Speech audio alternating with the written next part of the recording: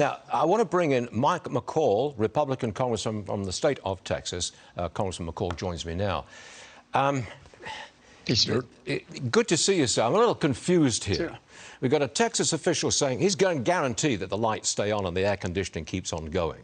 But we've heard a lot about rolling blackouts coming in various parts of the country. Who do you blame for this? Well, you know, in Texas, we had the freeze. We were not prepared for that. It was below 0 degrees. That doesn't normally happen in Texas. What does happen in Texas, and I've been on this planet for 60 wonderful years and a native Texan, I live in Austin, is the heat. It's very predictable. It's going to be 105 degrees this weekend. But heat is nothing new, and we're prepared for that. We do have a new leadership at ERCOT. We have the generators that are weatherized. We're the #1 energy producer. So I think we are prepared for this, and I don't think there's any reason to really, call for panic in the situation. I do think, Stuart, innovation is key here. You know, smart grids. I mean, a lot of the energy is burned in these office buildings.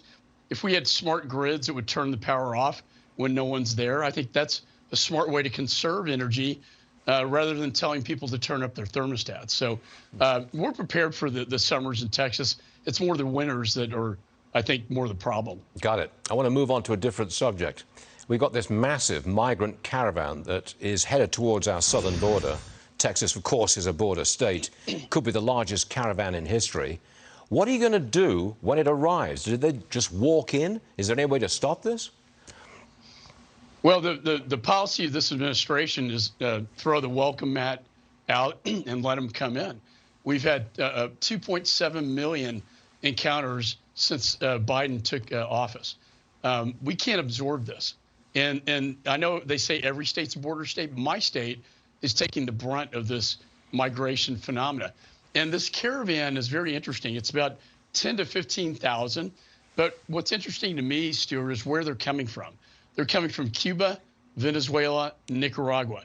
These are the 3 countries being boycotted at the Summit of America, get together in Los Angeles this weekend, next weekend. And AMLO, the Mexican, president, has allowed them to come in.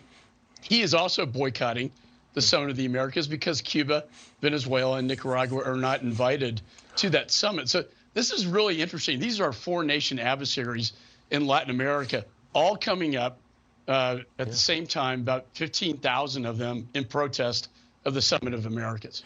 There's an awful lot of talk about $5 gas being a deliberate move on the part of the Democrats because of the Greens within the Democrat Party.